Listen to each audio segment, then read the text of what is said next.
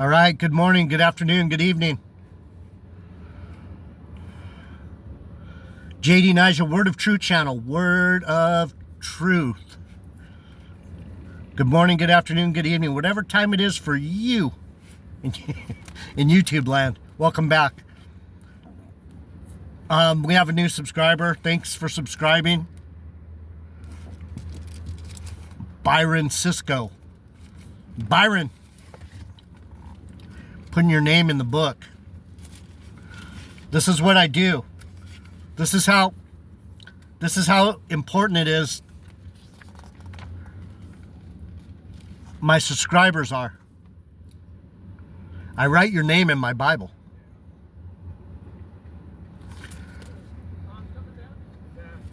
I'm almost out of room on this page,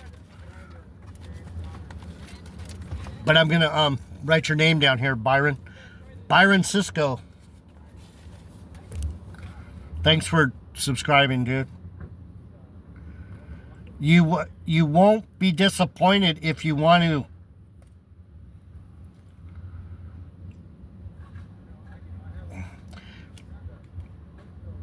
Byron Cisco. You won't be disappointed if you listen once in a while. Yeah, not everything I say people are gonna like. And a lot of it's difficult because you've been taught the Bible by basically by demons, by devils. They've taken the word and they've put the ideas of men on a spiritual book. They've put carnal ideas into a spiritual story. And so a lot of you are so carnal.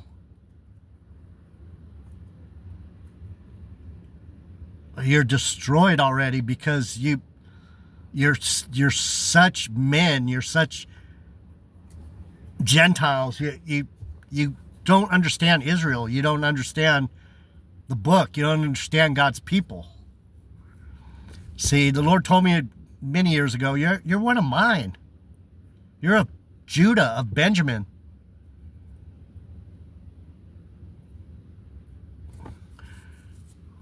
Sent me on a journey. Lo and behold, either I was a Gentile that got grafted in as a Jew. What would you call it? A Christian Jew? Grafted in, a Gentile that got grafted in. Now I'm a Jew. I'm grafted into the tree of Israel. Or I've always been a Jew. I think I've always been a Jew. I just didn't know it. You have the same spirit. So there isn't really no Jew or Gentile. Once you're in the family, you're just an Israelite, you know. But when he told me, you're one of mine, you're of Judah, I take it as, that means I'm a Jew. Because when you read the Bible, the tribe of Judah and Benjamin, those are the Jews. Judah, Benjamin, and Levi were considered the Jews. The rest are Israelites, but that's why they're lost. They call them the lost tribes because they're lost. They went off with the Gentiles, where my tribe stayed home. We stayed in Jerusalem. We didn't run off to the north and go dance around maypoles and fall for Santa Claus and all that nonsense. So anyway, Byron Cisco, welcome. We were talking about sin. And so as a Jew, the Lord has always worked with me because he loves my people. He loves us. And we've sinned plenty. That's how so many of us got put under judgment, and the other nations beat the fuck out of us. Because God said, all right, you want to act like them? You want to act like them? You want to act like a heathen? You want to be a heathen? You want to buddy up with the heathens?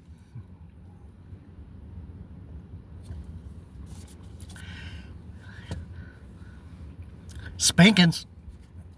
He didn't like that. Did Solomon buddy up with the heathens? He did, but he didn't necessarily buddy up with them because he needed anything, or he wanted a treaty, or he didn't want to get warred on. Everything was peaceful. He buddied up with the Gentile women out of love. Love. It's a lesson in love. The Bible is about love. God is love. Let's go to him. This is my buddy Tim's ministry. He's a Gentile Christian pastor. And these are the things that excite him.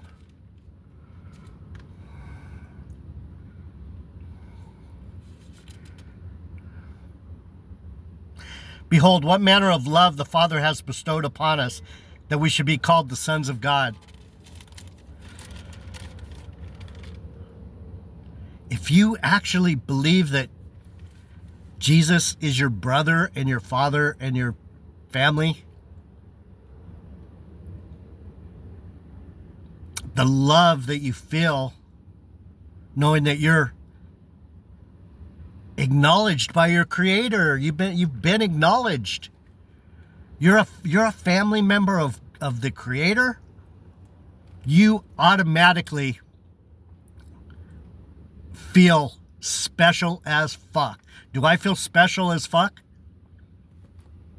I do. I feel, I walk around with my head high for the most part. I feel special as all get out because my Father loves me, and I know He loves me, and I love Him. He treats me really good. I'm not perfect. I sin. I said it in the last video. I've done some things that people would go, wow, what's that all about? I don't know. We'll find out.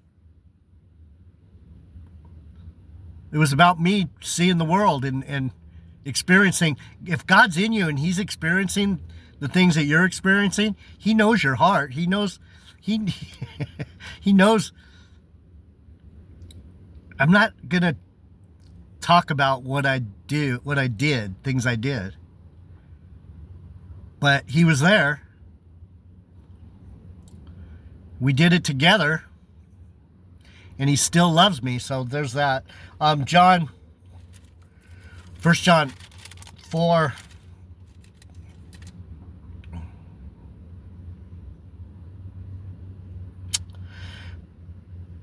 Love one another. 1 John 4:7. This is my buddy Tim's ministry.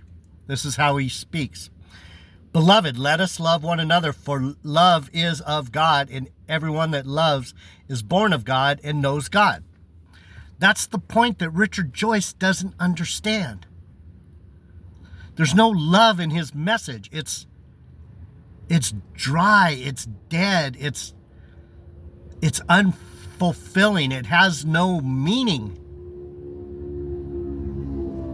And that's why I can't believe that even though I'm just this guy, I'm just this guy.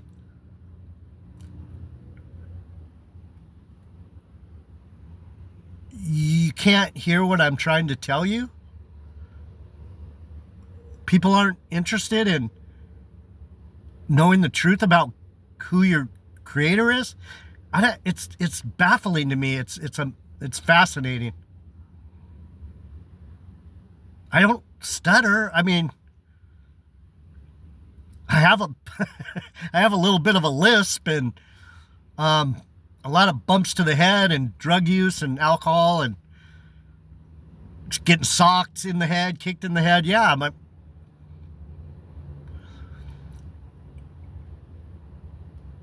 but I'm talking right to you, like we're sitting at dinner or something. And no one, I mean, there's a few of you that like it anyhow. God is love. I do this because I love God. And I want you to have the love that I feel from him. I want you to have that. I don't want to condemn you for what you do. You have no free will. Whatever you do, he wants you to do it. He's making you do it.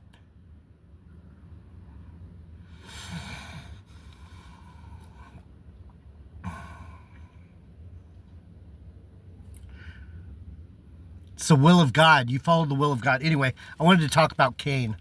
I wanted to talk about sin because, man, sin is one thing that these demons like Richard Joyce use against you to put you in bondage so that you won't live. They make you scared to live your life. They make you scared to hear God and to trust God. Don't trust God. Don't do what you're going to do because God's not going to like it. You're going to do what you're going to do because God's going to make you do it. You got to know that right off the bat. Otherwise, you're lost. If you think you have control over your life, you have the ability to remember to pay your bills. You have the ability to start your car and go to work. You have the ability to stand on your feet all day and make sandwiches. You have the ability. You can do that if that's what he wants you to do. And when you work together, things flow. You go stand on your feet and work all day making sandwiches, and he's going to give you a paycheck, and you're going to get a meal out of it every day because the sandwich shop gives you a sandwich. So you get to eat, you get to do something, you get to talk to people, you get to be kind, you have the ability to make a sandwich with love.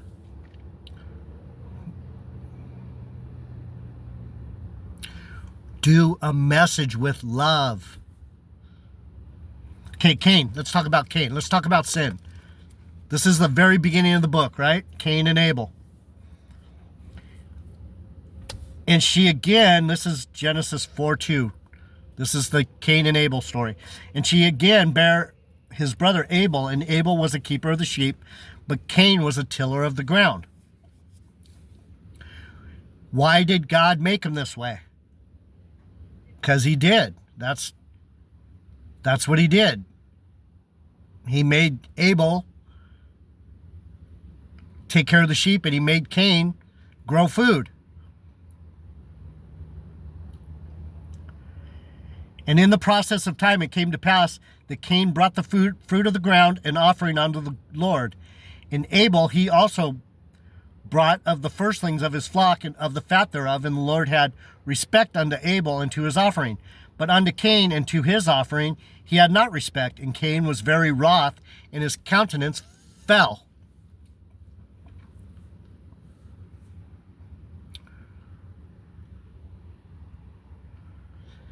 Is it the fact that the offering wasn't appreciated by God that created sin? God's not going to like everything you do. He likes the animals more than he likes the fruit. The animals have brains. The animals have they have feelings. They were designed by God to do things.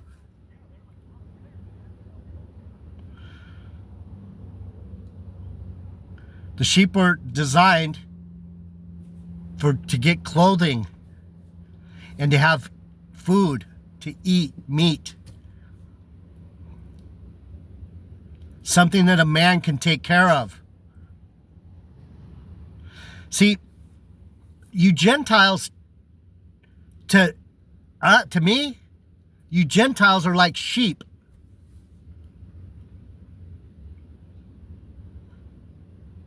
You're not me, because I'm the shepherd. You're the sheep. And this is how the Bible explains it. I love you because you have good things for in the world. You are good for me. You give me clothing. You give me love back. You follow me. You listen to me. You sacrifice yourself for me.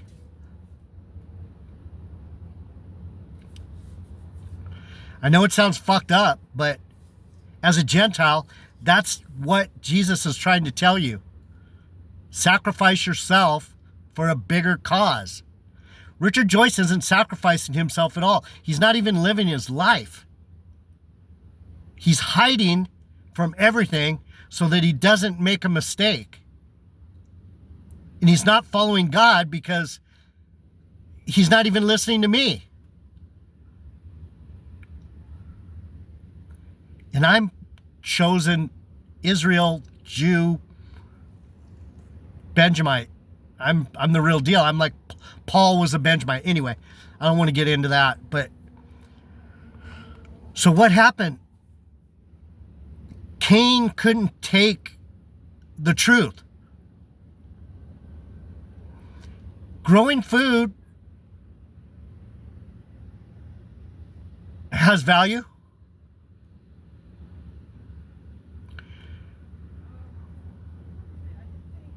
Tending grapes has value. You tend the grapes, you eat the grapes, you make wine out of the grapes so that you can be merry.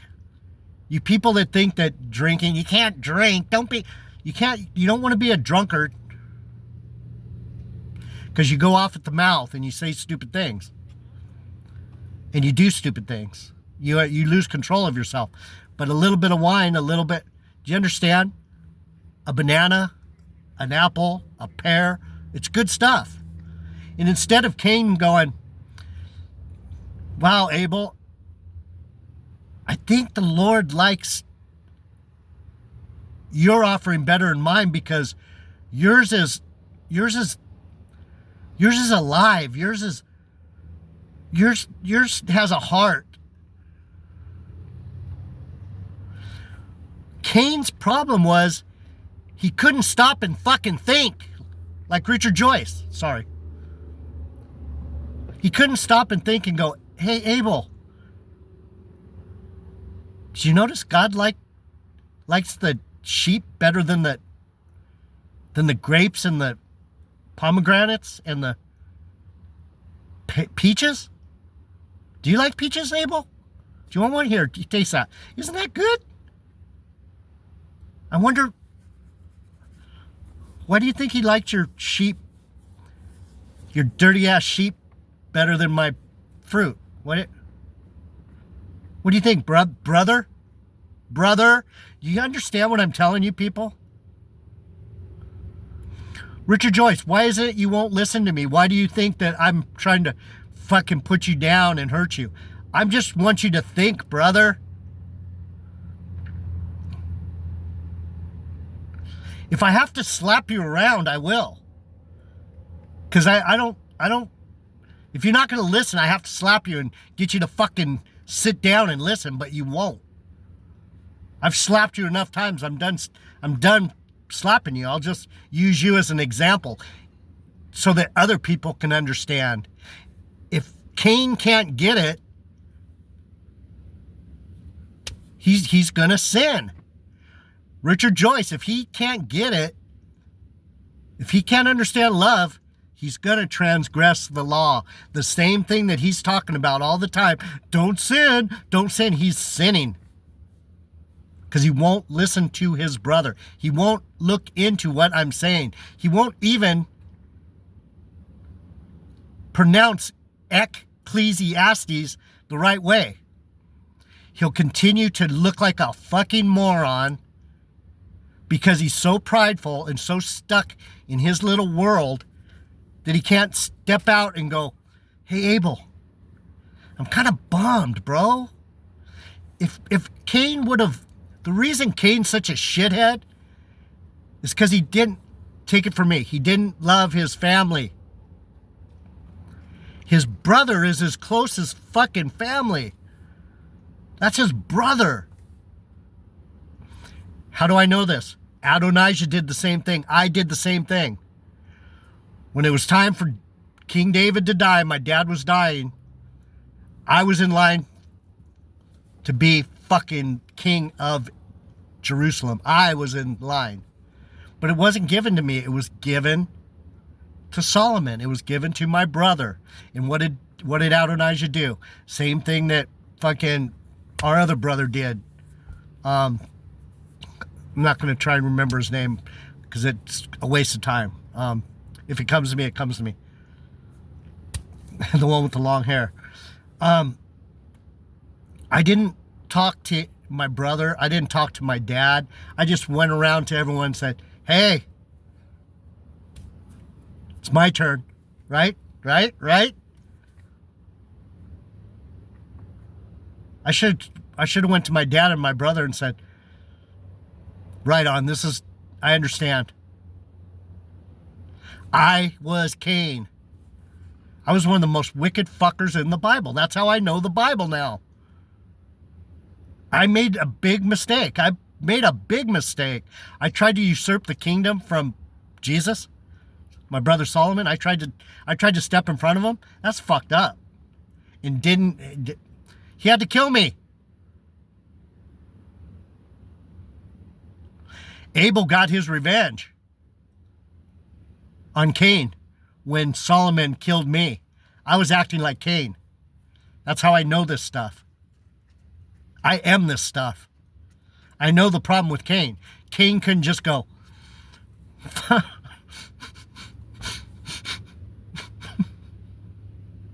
God didn't like my fruit. You didn't like my fruit, brother. What's wrong? What happened? You know? I'm really crying right now because I understand how Cain feels. You don't always win. Losing's part of loving. Can you see tears in my eyes? I'm actually crying.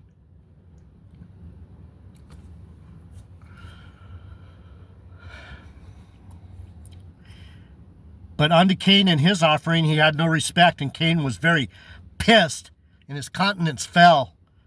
And the Lord said unto Cain, why are you mad, bro?